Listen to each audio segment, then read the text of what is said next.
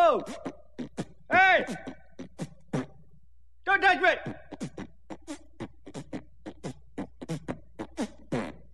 Don't touch me! Whoa! Hey! Don't touch me!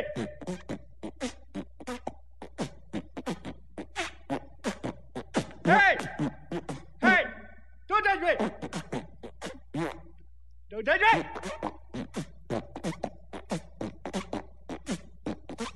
Hey! Oh! Don't touch me! La la la la la la la la la la la la la la la la. Don't touch me!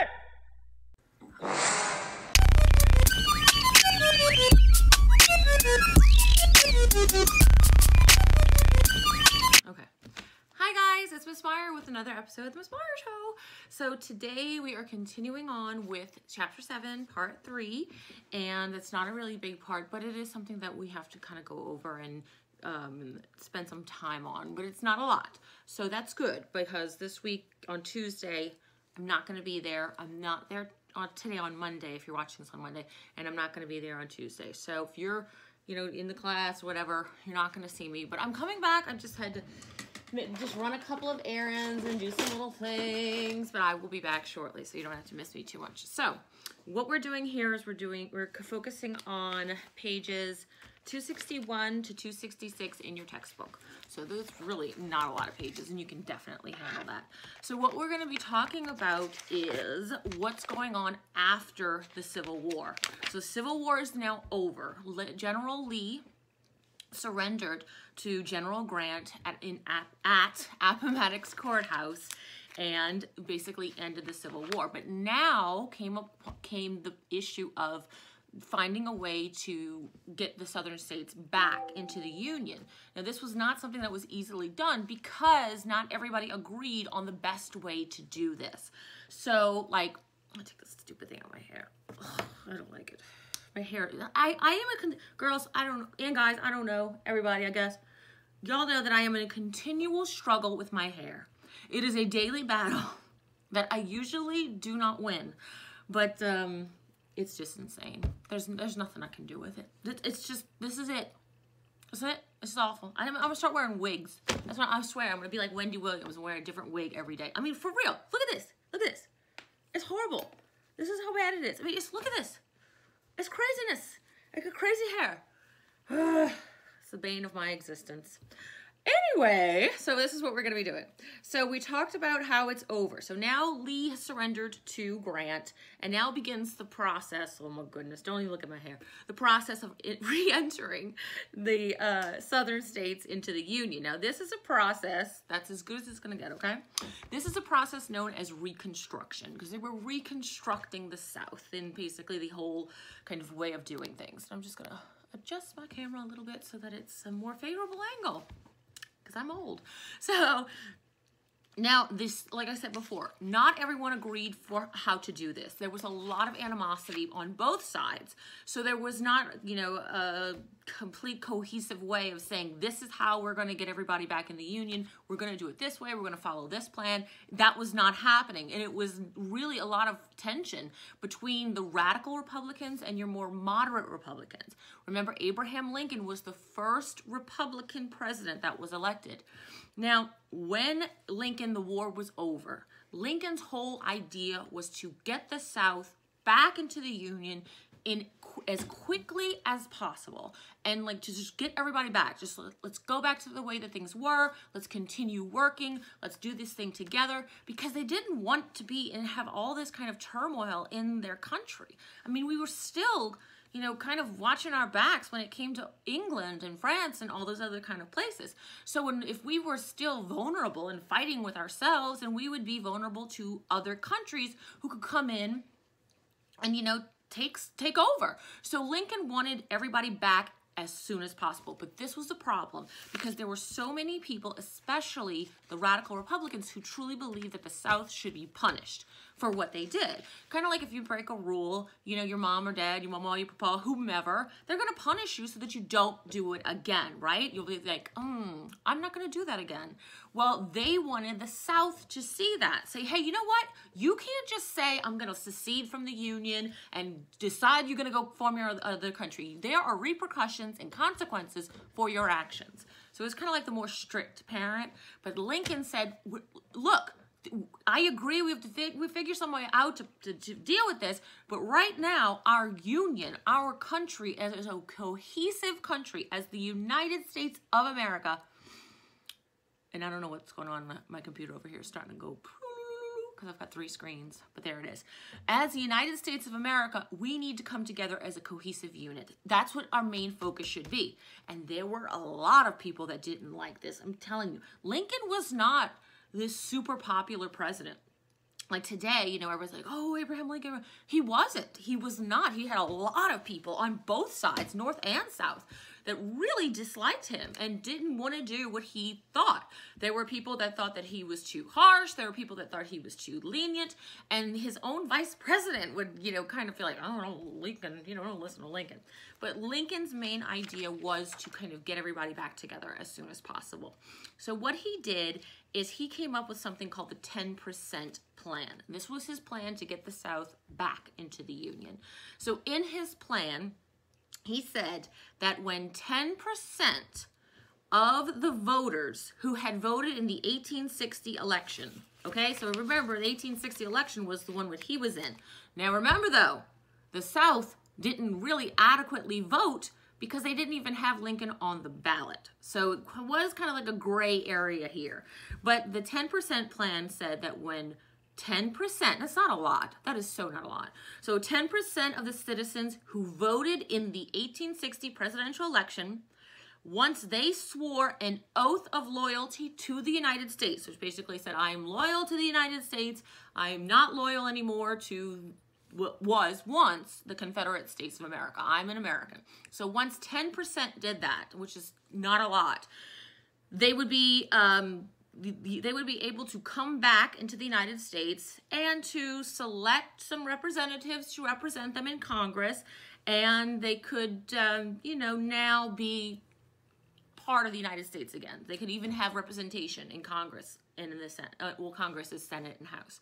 So this was an easy way, like 10%, that's hardly anything. And it was very, very lenient. In the South, Louisiana said, yeah, we'll do that. That's no big deal. And they were able to really get that out.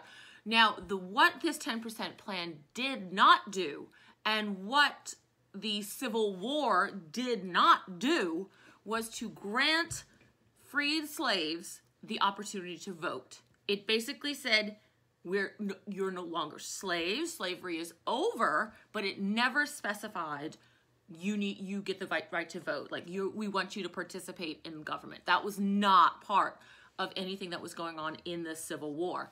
So after the Civil War, 2 New Orleans men, 2 free men of color, who were not slaves, they were free men of color, they went to Lincoln and they went to meet with him. And they said, listen, Lincoln, you know, we want to be part of the South. We want to be back in the Union. We're supporting you. But we really think that you should really push for all of us, you know, freedmen and the freed slaves, to be able to vote, you know, to be able to get us to, so we can have a voice in government.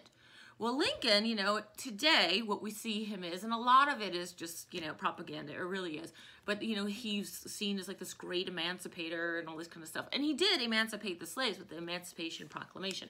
However, he did not really push for equality and voting rights. So when these 2 guys came to Lincoln and they said, hey, you know, Mr. President, we really think that you should push for equality in voting and equality and representation of us as citizens of the United States, Lincoln said that he sympathized with them. He said, you have my sympathy. I understand where you're coming from. But right now, I can't make that decision. But I promise I'm going to think about it. So what does that mean? I mean, okay, all right, when my kids, this is a secret, so shh, don't tell anybody. So if my kids want to do something that I do not want to do, like if they say, hey, Mom, can we go to the mall this weekend? And I'm like, oh, no, no way. like I said before, I don't know if you guys remember, but it is cruel and unusual punishment for me to have to take my children to the mall, all 3 of them. It really is. It should be classified with like other forms of torture because it's that bad. So, but I know that if I say no, I'm gonna have like a car full of screaming girls. You're like, why did I take us to the mall? So I just say, I'll think about it. Maybe I'll consider it as I'm driving my car. That was my driving the car, because it's usually they ask me while I'm driving because I don't drive very well. And so they know that while I'm trying to focus and concentrate on the wheel, I'm liable to say, okay, whatever, yeah, sure. But I'm getting better, because when they say this to me, I always say, I don't know, I'll think about it. I'll think about it, okay? And that usually just means no. That means no, okay? So if I'm gonna tell them I'll think about it, that means it's not gonna happen. And so while Lincoln may have not meant that, I know that I mean that, you know, and you can think about your own lives. You know, if you ask your mom, your dad, your mama, your papa, whomever, hey, can we do this? And they're like, maybe, I'll think about it. In my house, that means no, okay? That's just another way of saying no. So, but anyway, Lincoln did not, you know, go out and push for equality as far as citizenship rights for freed slaves. He did not do that. So a lot of people misunderstand, I guess, what happened with the Emancipation Proclamation and with Abraham Lincoln's presidency. They really kind of, you get a lot of folklore, and that's with any kind of historical figure. You get a lot of folklore in what that changes the reality. I mean, look how I kill your dreams when it comes to Disney princesses. Look at the folklore that gets put into there, and in reality, it's like, no. So, but Lincoln did not, that he told these men who were saying, hey, we want equal rights. You know, we're humans. We are citizens of the United States of America, just like you. We bleed red just like you.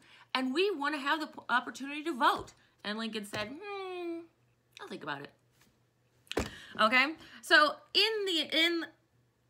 we have this new, we're trying to figure out with this new United States, you know, we have now these states, these southern states that had left, they're trying to come back. So we wanted to make it, well, I say we because I don't know why, because we're in Louisiana this time, we were trying to get back in. So the United States government was trying to make it so that this didn't happen again.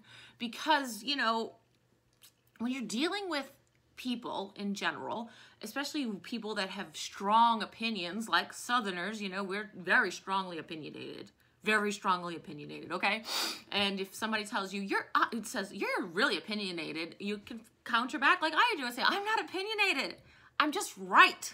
You know, you can say that. But the United States was trying to figure out a way that this would not happen again. And so that the southern states could not get upset about something and say, okay, we're going to leave, we're going to form our own country. They did not want that to happen again, because you know, what happened with the Civil War is that we lost a ton of people. There were so many men and women and just devastation. So they did not want this to happen again.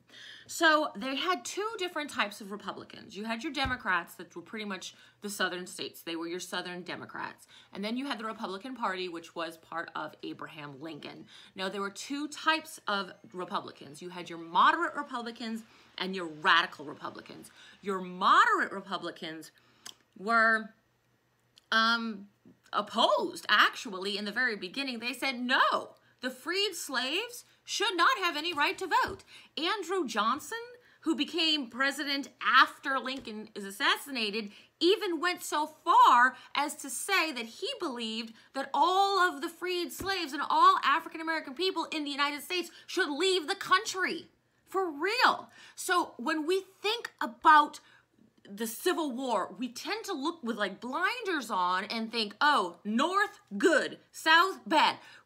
No, there were so many more facets to this. And even after the war ended, you had a lot of people up north that said, hey, no, we don't want slavery, but we don't think that any African American should have the equal rights as a white person. And this is after the Civil War. So just because they were against slavery did not mean that they were for equal rights, because they weren't, not all of them. Okay, so your moderate Republicans were saying, no, we don't think that African-American people should, men, because women, we still couldn't vote. We couldn't vote look, we had like 50 something more years, 60 more years before we could even try and vote, because women, didn't matter. White, black, orange, yellow, whatever. We had no rights at all. And neither did the Native Americans at this time. So it was just like, it wasn't what we think of. It wasn't like a civil war is over and everybody's voting. And you see there's so much propaganda and things like that. That's not how it was. The moderate Republicans were totally against African Americans getting the right to vote. Radical Republicans were for the African Americans trying to get the vote. They really wanted it. They said, hey, let's work together. We are all united here. But these were the more radical Republicans and not your moderate Republicans. I would say Lincoln was more or less in between. Like, my personal opinion, if I have Lincoln, and this is your radical Republicans here, and this is your moderate Republicans, I would say Lincoln is more leaning toward the moderate Republicans, because he was a president, and he knew that in order to maintain his office and to be reelected, he would have to kind of appease the majority of people. And by siding with one side over the other would kind of tip the balance, and then he may not have won re-election. This is my opinion, of course, as, you know, almost Dr. Meyer, but, you know, you may find your own opinion. I encourage you, study this, research for yourselves. There's so many good books out there that you can just read and study, and then come up for your own opinions, for real. Okay? So all of this is coming on. Lincoln is not popular, okay? A lot of people, like I said today, you know, we see him as an Abraham Lincoln. Whatever, Abraham Lincoln. He was not like that when he died. There were a lot of people, both North and South, that really, really disliked Abraham Lincoln. Like, really, really disliked him. Like, he was not what he is today. Not in any sense of the word. And I personally believe that if we would call up Reagan, if we call up Lincoln on the phone and we'd be like, hey, guess what, Lincoln? You're so celebrated here in the United States today. He would kind of be baffled, in my opinion, because that is not how the situation was when he was his final days.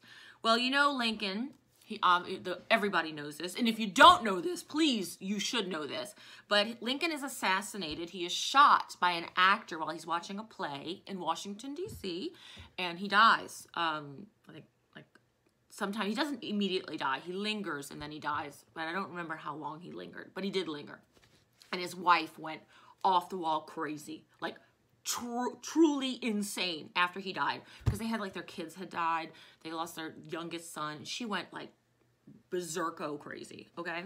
But anyway, so now Lincoln is gone and he was assassinated, and his vice president, Andrew Johnson, takes over. Now, Andrew Johnson is not necessarily a big fan of Lincoln. He doesn't agree with a lot of stuff that, you know, Lincoln says. But Andrew Johnson is even less inclined to give African Americans the right to vote. He really doesn't want to do that, okay? Because, for one, Johnson actually owned slaves. He was a slave owner, okay?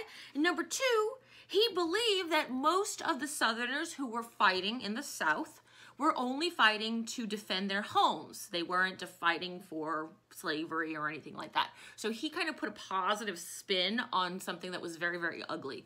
Now, I'll grant you, there was probably a lot of people in the South that were fighting for their state or whatever, because especially like in Louisiana, most people did not own huge plantations. They didn't. Most people were poor. So you weren't, you know, these big slave owners going to fight in the Civil War, especially in places like Louisiana. However, there were other places that were not like us and were fighting to maintain the whole way of slavery. And even though Louisiana people in the Confederation were not fighting to keep their own slaves, they were fighting for the continuation of the slave economy, where slaves were the whole backbone of the plantation culture. So in a way, they were fighting to keep slavery. They were fighting for their states' rights, and they were fighting for their homes, but they were fighting to keep the way that they lived. And the way that they lived and the way that they made money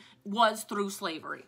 So Johnson, and even Lincoln to an effect, was not right, because he's saying that the Southerners were simply fighting to defend their homes and their land, to defend their way of life, which was slavery.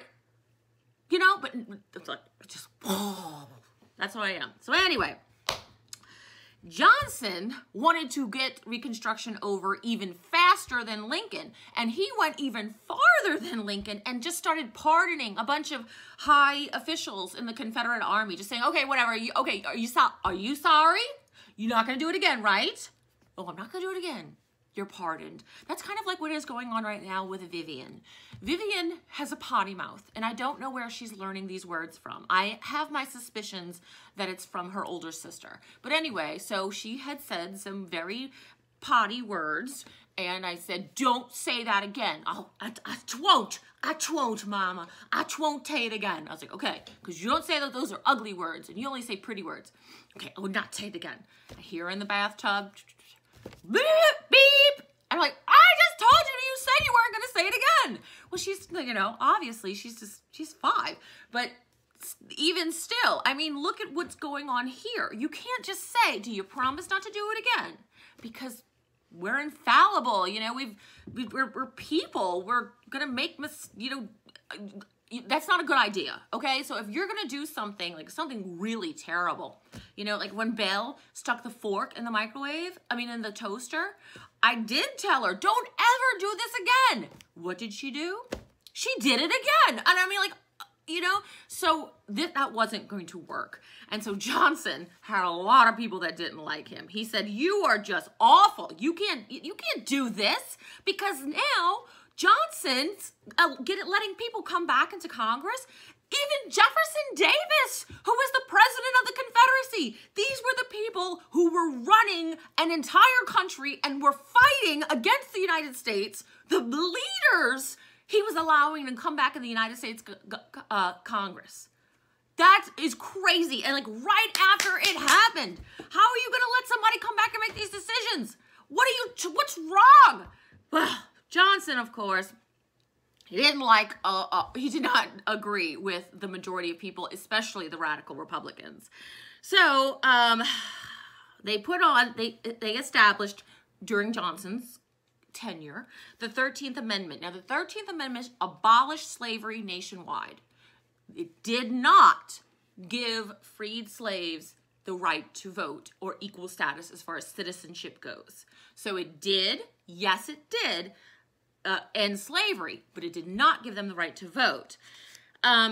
Johnson, like I said, he truly said that the freed slaves and all other African Americans that were in America should leave the country. He believed that was what he was thinking.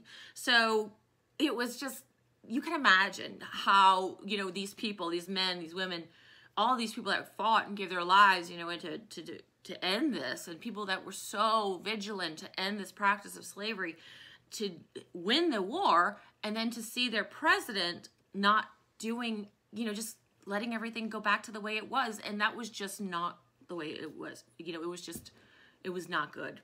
Then Johnson goes even a step further, because people are calling him out. And they're like, Johnson, I don't know what you're doing. You need to be out of office. They need to throw you out. He says, oh, yeah? Well, guess what? So by December of 1865, Johnson announced to everybody in the United States, Reconstruction's over. The South is back. Reconstruction's over. Well, a lot of the radical Republicans says, no, you do not. You do not say that Reconstruction is over. And it was just crazy fighting in Washington between these two groups of people. Congress passed first. They said, we need to do something to kind of rein Johnson in, because he's obviously not capable of doing this job. So Congress, and that's your Senate and your House, they pass the Civil Rights Act of 1866, and this came before the 14th Amendment. So the Civil Rights Act of 1866 granted citizenship to all former slaves and giving them the same rights enjoyed by white citizens. Only male. Women, nothing. All right? So Johnson, and now it passed both the House and the Senate. So it went to Johnson to sign into a bill. Well, it gets on Johnson's desk. Johnson's the president. He's got the bill. What does he do? Veto, saying, I'm not going to let this happen. Why? Because it gave the freed slaves the citizenship rights. So this guy, who is the president of the United States, who just went to war with the South, with the specificity, I'm that pumped up I can't even speak, to end slavery, won't sign a bill into law because it gives those freed slaves citizenship rights. What's wrong with you, Johnson?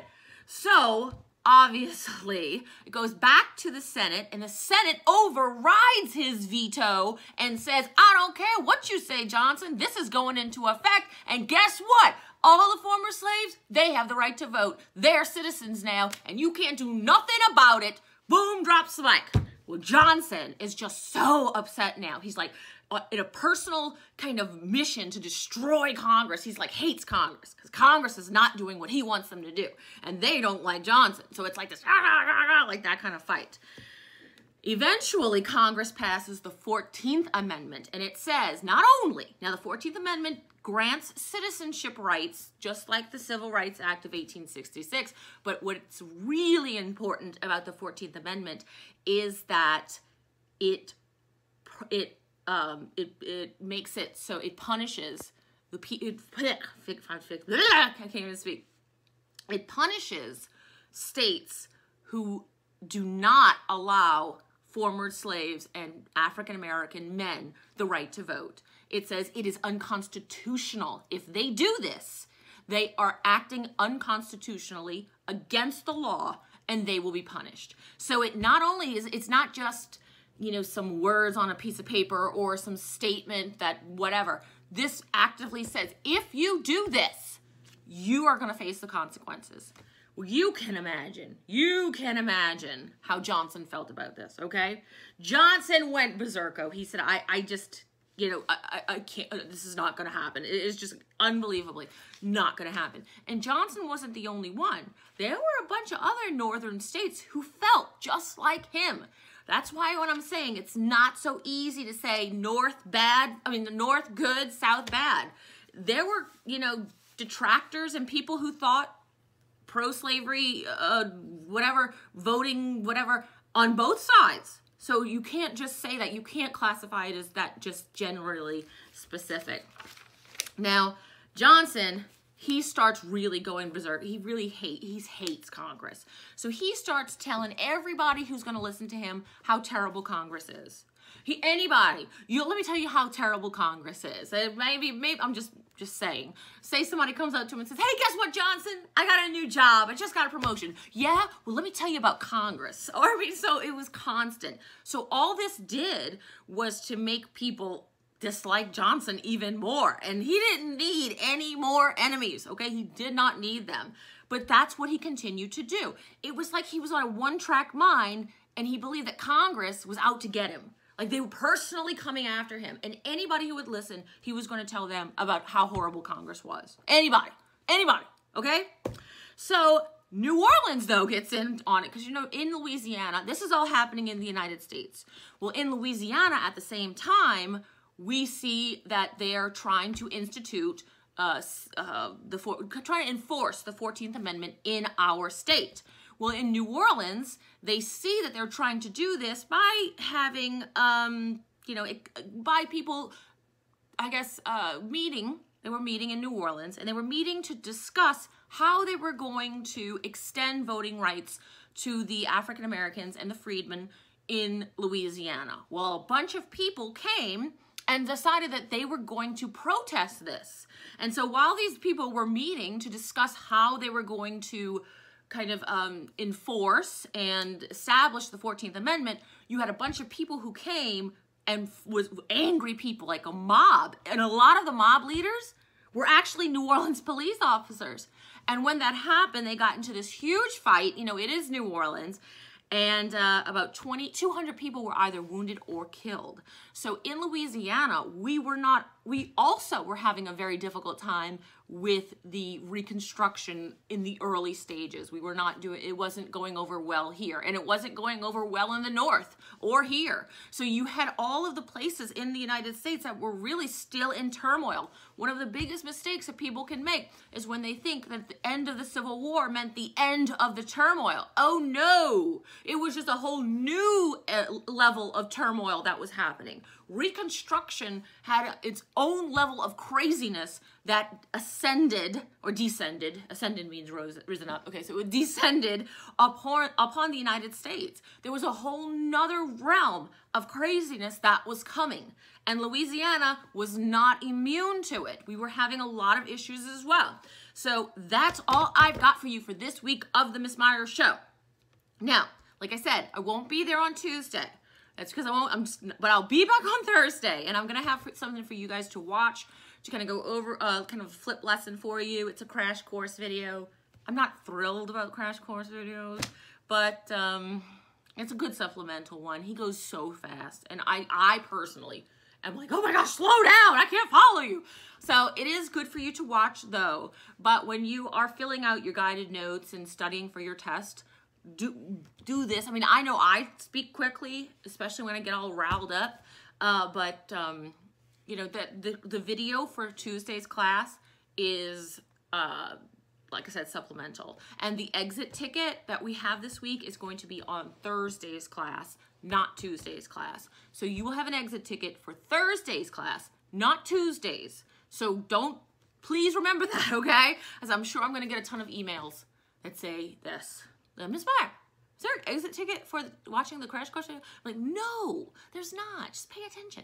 All right, guys, so here's your code word right here for the day. I hope you guys have a fabulous, fabulous week. I will see you on Thursday. And that's about all I've got. So, adios. I hope you guys had a happy Halloween and got a lot of candy. Bye.